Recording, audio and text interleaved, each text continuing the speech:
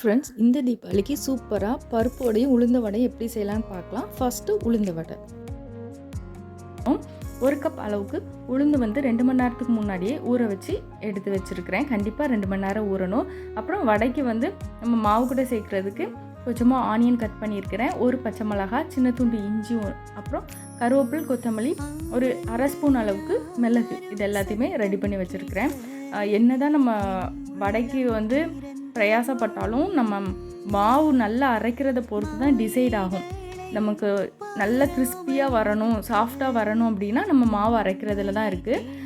முக்கியமான விஷயம், தண்ணி அதிகமாக சேர்க்கவே கூடாது. இப்போ நான் போடுறேன் பாருங்கள், இப்போ கையில் எடுத்து போடுறேன், அப்போ கொஞ்சம் தண்ணி வருது, அந்த தண்ணியே போதும். அப்புறம் தேவைப்படும் போது லைட்டாக தெளித்து தான், ரொம்ப ரொம்ப லைட்டாக தண்ணி யூஸ் பண்ணி தான் நம்ம வடை வந்து அரைக்கணும். மாவு நல்லா வெண்ணெய் திரண்டு வர மாதிரி நம்ம மாவு அரைக்கணும். அந்த மாவு ரொம்ப சாஃப்டாக பஞ்சு போல் இருந்தால் தான் நமக்கு அதுக்கேற்ற மாதிரி தான் நமக்கு வடையும் வரும். நம்ம இப்போ மாவு வந்து ஹார்டாக நம்ம தண்ணி ரொம்ப கம்மியாக ஊற்றியும் அரைக்கக்கூடாது. ரொம்ப ஹார்டாக அரைச்சிட்டோம் அப்படின்னா கல் மாதிரி வடை வரும். ரொம்ப தண்ணி சேர்த்து அரைச்சிட்டிங்கன்னா நிறைய எண்ணெய் குடிக்கும், நல்லாவே இருக்காது. இதை மாதிரி கையை தண்ணியில் நனைச்சிட்டு ஓரங்களில் சென்டரில் நம்ம ஒதுங்கி இருக்கிற மாவெல்லாம் நம்ம அடிக்கடி இதை மாதிரி கிளறி விடணும். ஒரு 1/2 அன் ஹவர் மட்டும் அரைப்பட்டால் போதும்.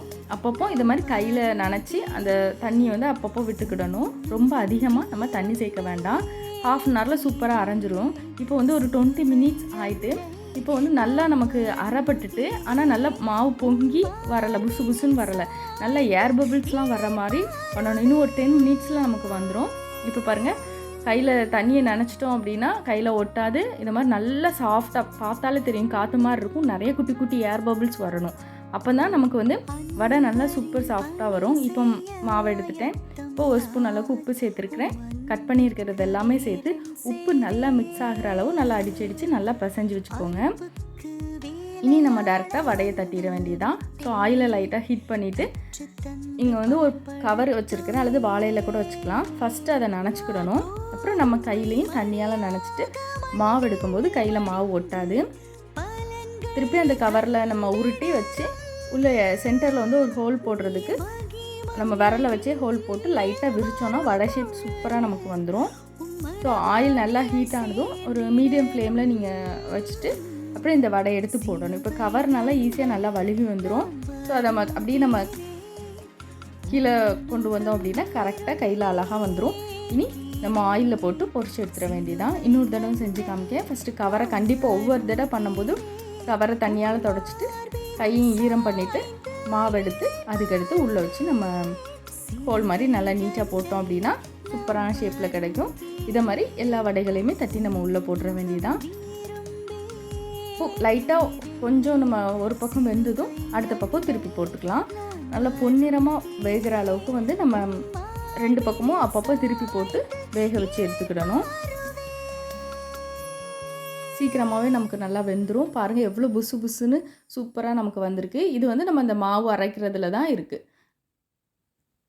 அவ்வளோதான். இனி வந்து நம்ம வெளியில் எடுத்து வேண்டியதான். ரொம்ப உள்ளே வந்து சூப்பரான சாஃப்டாகவும் வெளியில் நல்ல கிறிஸ்பியாகவும் இருக்கும். எக்ஸ்ட்ரா நம்ம வந்து அரிசி மாவு எதுவுமே சேர்க்க தேவையில்ல, சூப்பராக இருக்கும். நீங்களும் ட்ரை பண்ணி பாருங்கள். நெக்ஸ்ட்டு வந்து நம்ம டீ கடையிலலாம் நம்ம வாங்கி சாப்பிட்ற மாதிரியான பருப்பு வடை எப்படி சூப்பராக நம்ம பண்ணலாம் அப்படிங்கிறத பார்க்கலாம். இதுக்கும் ஒரு 2-3 டிப்ஸ் மட்டும் ஃபாலோ பண்ணால் நல்லா பர்ஃபெக்டாக நம்மளால் டேஸ்ட்டாக வடை செய்ய முடியும். இதுக்கு 1 கப் அளவுக்கு கடலைப்பருப்பு 2 மணி நேரம் ஊற வச்சுருக்கிறேன். ரொம்ப இம்பார்ட்டன்ட். இதில் வந்து தண்ணியே சுத்தமாக இல்லாமல் நம்ம வடிகட்டி தான் அரைக்க எடுத்துக்கிடணும். தண்ணி இருந்துச்சுன்னா நமக்கு வந்து நல்லா இருக்காது, நல்லா கிறிஸ்பியாக நமக்கு வந்து கிடைக்காது. அதனால் நான் ஒரு 10 நிமிஷத்துக்கிட்ட இதை மாதிரி வடிகட்டியில் போட்டு வச்சுட்டேன். அப்புறம் எடுத்துருக்கிறேன். சுத்தமாக தண்ணியே இருக்கக்கூடாது. இதை இப்போ ஒரு மிக்ஸி ஜார்லாம் மாற்றிக்கணும். அப்புறம் குறைன்னு தான் நம்ம அரைக்கணும். ரொம்ப வலுவலுன்னு அரைச்சோம்னா சுத்தமாக நல்லா இருக்காது வடை. பல்ஸ் மோடில் வச்சு அரைக்கணும். இது கூட 5-6 பல் பூண்டு சேர்த்துருக்கிறேன். ஒரு அரை ஸ்பூன் அளவுக்கு மட்டும் சோம்பு, கொஞ்சமாக தான் நான் பருப்பு எடுத்துருக்கிறதுனால அரை ஸ்பூன் சேர்த்துருக்கிறேன். இது கூட நீங்கள் வத்தல் சேர்த்துக்கோங்க. நான் குழந்தைங்களுக்கு வத்தல் சேர்த்தா காரம் அதிகமாக இருக்குன்னு சேர்க்கலை. இல்லை 2 வத்தல் சேர்த்துக்கோங்க. கொஞ்சமாக கருவேப்பில் சேர்த்துட்டு குறைன்னு பல்ஸ் மோடில் வச்சு 2-3 டைம் லைட்டாக பண்ணாலே போதும். நல்லா குறைன்னு நமக்கு கிடச்சிரும்.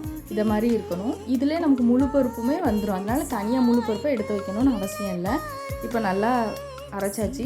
இப்போ ஒரு பாத்திரத்துக்கு மாற்றிட்டு இனி நம்ம கட் பண்ணி வச்சுருக்கிற எல்லாத்தையும் சேர்த்துக்கிடலாம். பச்சை மிளகாய், இஞ்சி, அப்புறம் கருவேப்பிலை, கொத்தமல்லி குட்டி குட்டியாக கட் பண்ணி சேர்த்துருக்கிறேன். இதை நல்லா நம்ம மிக்ஸ் பண்ணிக்கலாம். உப்பு தேவையான அளவு உப்பு சேர்த்துருக்கேன். 1 ஸ்பூன் அளவுக்கு உப்பு சேர்த்துருக்கிறேன். அப்புறம் ஆனியனும் கொஞ்சமாக சேர்த்தா போதும். நம்ம இப்போ பருப்பு எவ்வளோ எடுக்குமோ அதில் ஒரு 25% மட்டும்தான் இந்த ஆனியன், மிளகா, இஞ்சி எல்லாம் சேர்த்துருக்க குவான்டிட்டி இருக்கணும். ரொம்ப அதிகமாக ஆனியன் சேர்த்தாலும் நல்லா இருக்காது. ஆனியன் கொஞ்சமாக சேர்த்து நல்லா மிக்ஸ் பண்ணிக்கிறேன். இப்போ சைடில் நம்ம வந்து ஆயில் நம்ம ஹீட் பண்ணிவிட்டு இனி நம்ம வடைக்கு வந்து உருட்டி போட வேண்டியதுதான். ஃபஸ்ட்டு பிகினராக இருந்தால் நம்ம ஃபஸ்ட்டே வடையெல்லாம் தட்டி ஒரு பிளேட்டில் வச்சுட்டு அப்புறம் ஆயில் ஹீட் ஆனதும் அப்படியே ஒவ்வொன்றா போட்டு எடுக்கிறதுக்கு ஈஸியாக இருக்கும்.